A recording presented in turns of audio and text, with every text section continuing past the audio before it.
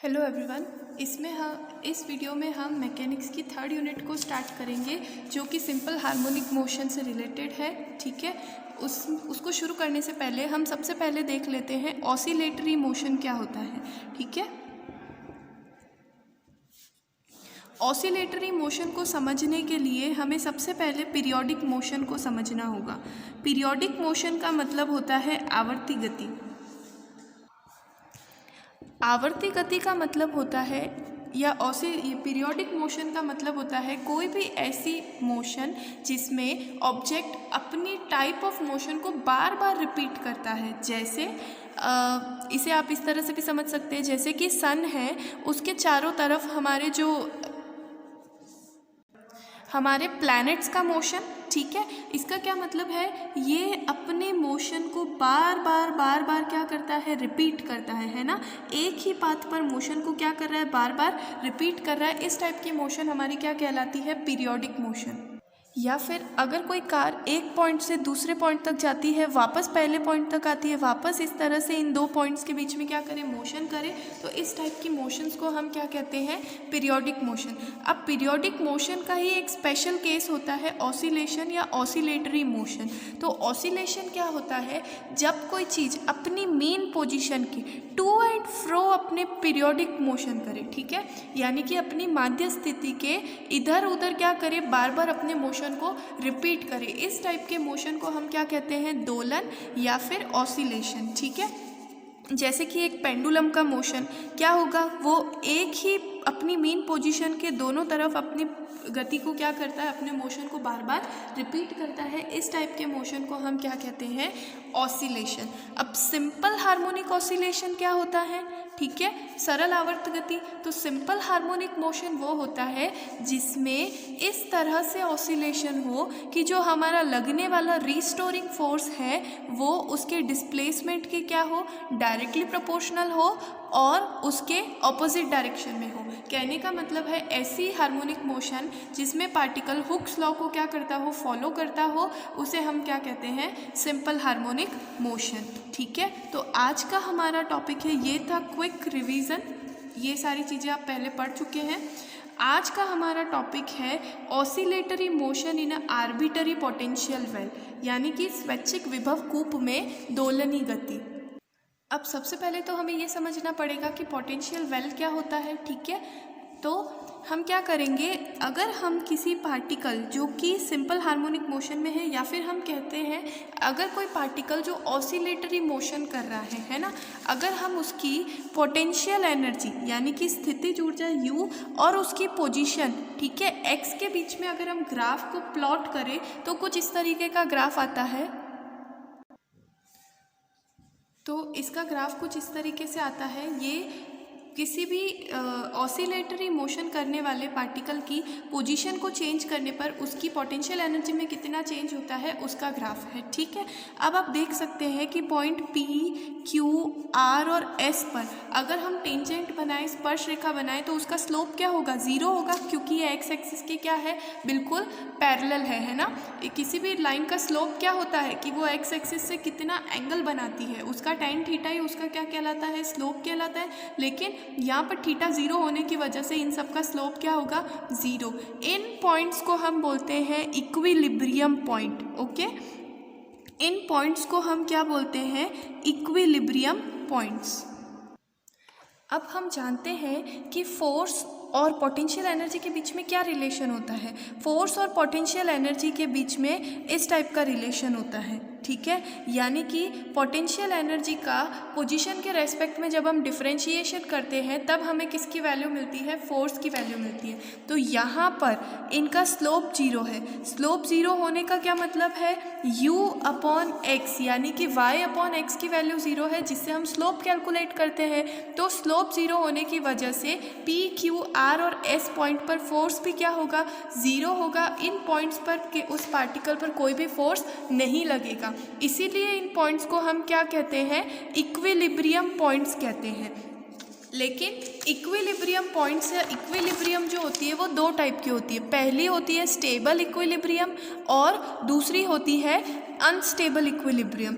इसको समझने के लिए हम कुछ एग्जाम्पल्स से इसको समझ सकते हैं। पहले हम इक्विलिब्रियम की टाइप्स को समझेंगे, फिर देखेंगे कि किन पॉइंट को हम स्टेबल में रखेंगे और किन पॉइंट्स को अनस्टेबल में। इसको आप कुछ इस तरह से समझ सकते हैं। मान लीजिए आपके पास एक गोला है, ठीक है, ये एक स्फीयर है ना, लोहे का एक स्फीयर है। उसके ऊपर आपने एक छोटी सी क्या रख दी, मार्बल रख दी, ठीक है, एक आपने गोल सी कोई चीज़ रख दी या फिर कंचा रख दिया, मार्बल रख दी, ठीक है। अब ये एक गोला है, बिल्कुल चिकना सा गोला है, उसके ऊपर आपने एक मार्बल रख दी। अगर आप इस मार्बल को हल्का सा भी फोर्स लगाएंगे, है ना, अगर आप इसको सिर्फ एक फूंक भी मारेंगे तो भी वो मार्बल यहाँ से क्या हो जाएगी, गिर जाएगी और ये गोला यहाँ से क्या करने लगेगा, चलने लगेगा। या फिर ये गोला अगर ना भी चले तब भी ये मार्बल यहाँ से क्या हो जाएगी, नीचे गिर जाएगी, ठीक है। तो पहले ये अपनी इक्विलिब्रियम की पोजीशन पर था, लेकिन जैसे ही इस पर हल्का सा भी फोर्स लगाया जाता है तो ये अपनी इक्विलिब्रियम की कंडीशन को क्या कर देता है, ख़त्म कर देता है ना, अपनी मेन पोजीशन से दूर जाने की टेंडेंसी को दिखाता है। इसे हम कहते हैं अनस्टेबल इक्विलिब्रियम। इसी तरह से आपने क्या किया, एक गोल सा कोई कटोरा लिया, बिल्कुल ही गोल है, ठीक है ना, उसके अंदर आपने एक मार्बल को रखा। अब अगर आप इस मार्बल पे हल्का सा भी फोर्स लगाएंगे या थोड़ा ज़्यादा भी फोर्स लगाएंगे तो भी ये मार्बल यहाँ से डिस्प्लेस होगी, लेकिन डिस्प्लेस होने के बाद ये फिर से क्या करेगी, अपनी मेन पोजीशन में आ जाएगी। अगर आपने इधर की साइड थोड़ा फोर्स लगाया तो ये फिर से ऊपर जाएगी और वापस अपनी मेन पोजीशन की तरफ आ जाएगी।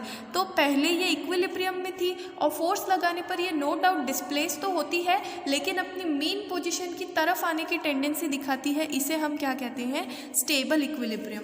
तो इसी तरह से इन पॉइंट्स पर भी जो Q और S पॉइंट्स है वो कैसे होते हैं, अनस्टेबल इक्विलिब्रियम में होते हैं। अगर कोई पार्टिकल यहाँ पर है, अगर आप उस पर थोड़ा सा भी फोर्स लगाएंगे तो वो अपनी मेन पोजीशन से क्या करेगा, दूर जाने की टेंडेंसी को रखेगा। लेकिन जो ये P पॉइंट होता है, यहाँ पर आप अगर किसी पार्टिकल पर कोई फोर्स लगाए तो वो अपनी मेन पोजीशन की तरफ वापस आने की कोशिश करता है, ठीक है।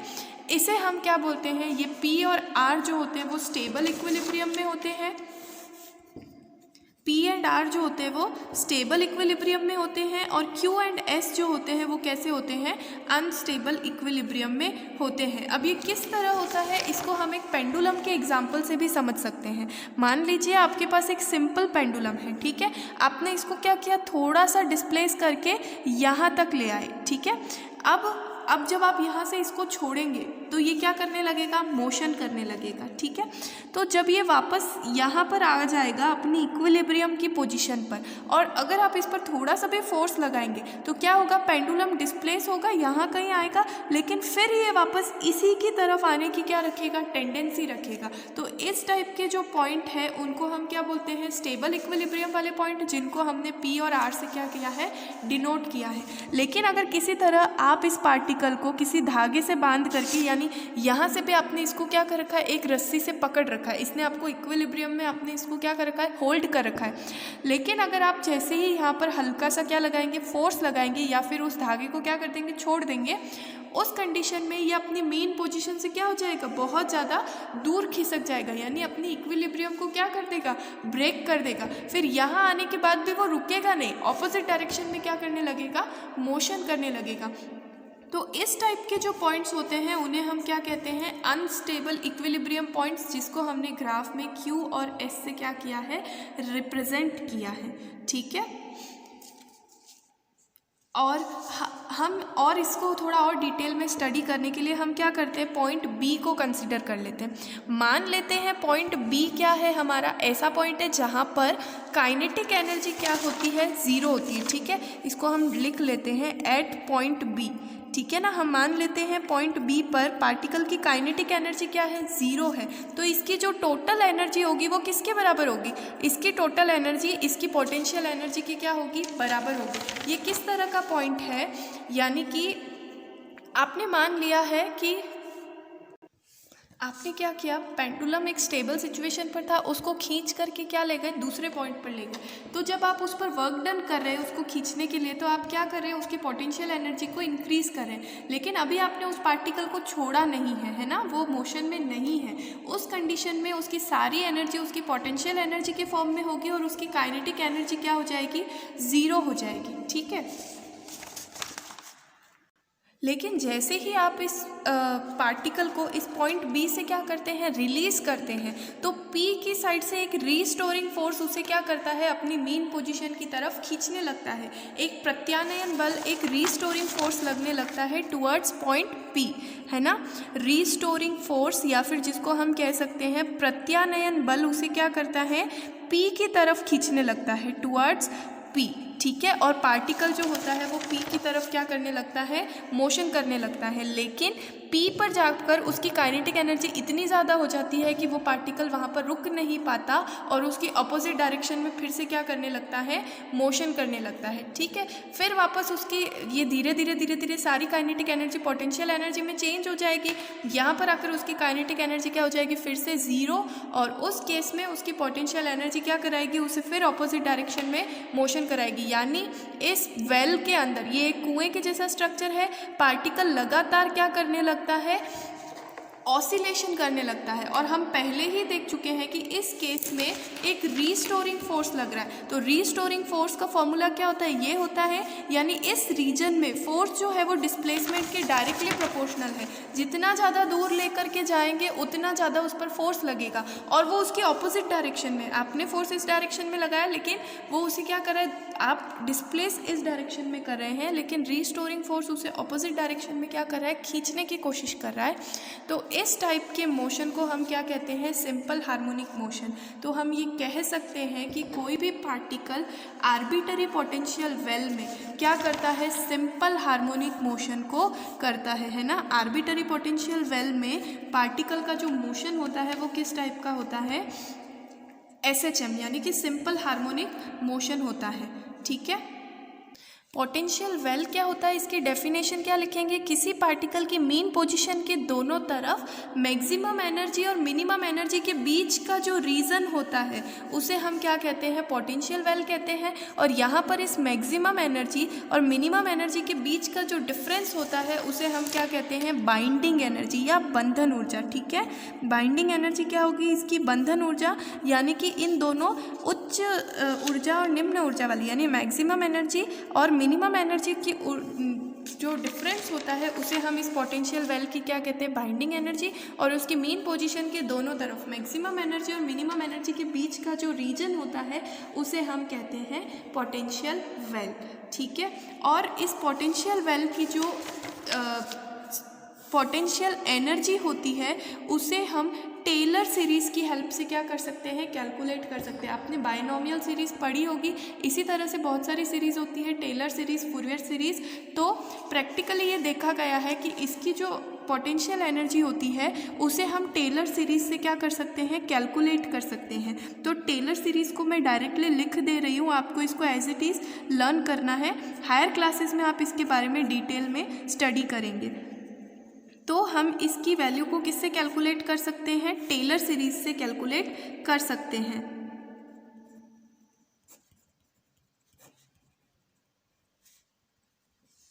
ठीक है, तो यहाँ पर हमने क्या कर लिया है, टेलर सीरीज़ को लिख लिया है। लेकिन अगर हम पॉइंट P को हमारा रेस्पेक्ट पॉइंट मान करके यहाँ पर अगर हम कैलकुलेट करें तो P पर जो पोटेंशियल एनर्जी होती है, पोटेंशियल एनर्जी का इनिशियल वैल्यू Ux किससे निकालते हैं, इनिशियल वैल्यू प्लस उसके आगे इन सारी टर्म्स से। तो अगर हम P पॉइंट की बात करें तो जो ये इनिशियल वैल्यू होगी ये क्या हो जाएगी, मिनिमम हो जाएगी। यहाँ पर जो हमारी U ऑफ x0 है वो क्या हो जाएगी, मिनिमम वैल्यू हो जाएगी। तो एट पॉइंट P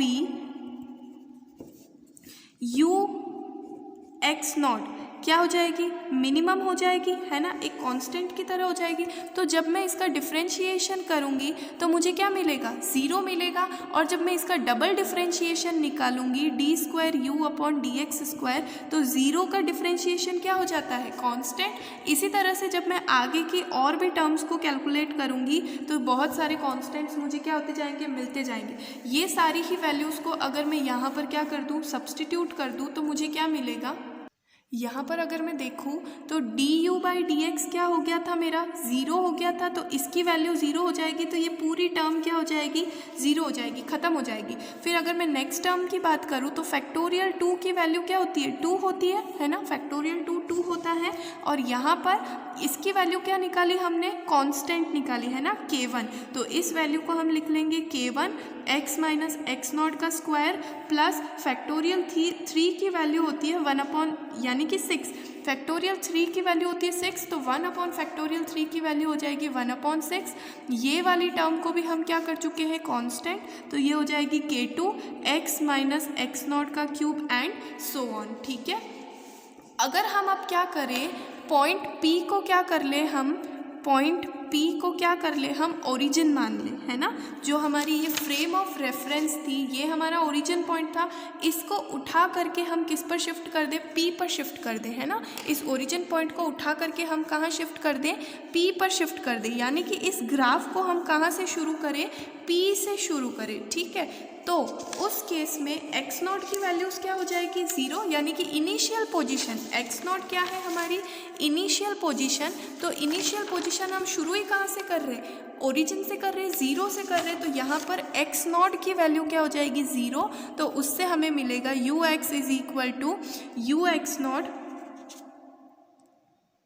तो उस केस में एक्स नॉट पर जो ये एनर्जी हो जाएगी वो भी क्या हो जाएगी, ज़ीरो हो जाएगी, क्योंकि यहीं से हम अपनी फ्रेम ऑफ रेफरेंस फ्रेम को हमने ये कर दिया, तो इस एनर्जी की वैल्यू भी क्या हो जाएगी, ज़ीरो। तो ये जो यू एक्स नॉट होगी वो भी क्या हो जाएगी, ज़ीरो हो जाएगी। तो उस केस में हमें यू एक्स की वैल्यू मिलेगी zero plus 1/2 k1, x not भी क्या हो गया, ज़ीरो, तो यहाँ मिलेगा एक्स स्क्वायर प्लस 1/6 k2 और x cube and so on. ठीक है, अब ये जो आगे वाली टर्म्स होती हैं इनकी वैल्यूज़ जो होती है वो बिल्कुल नेग्लिजिबल आती है। ठीक है, तो ये सारी वैल्यूज़ क्या होती है, नेग्लिजिबल। हम बाइनोमियल थ्योरम में भी क्या करते हैं, हायर टर्म्स को नेग्लेक्ट कर देते हैं, तो यहाँ पर भी हम इन वैल्यूज़ को क्या कर देंगे, नेग्लिजिबल मान करके अगर नेग्लेक्ट कर दें तो पोटेंशियल एनर्जी की वैल्यू होती है 1/2 kx²।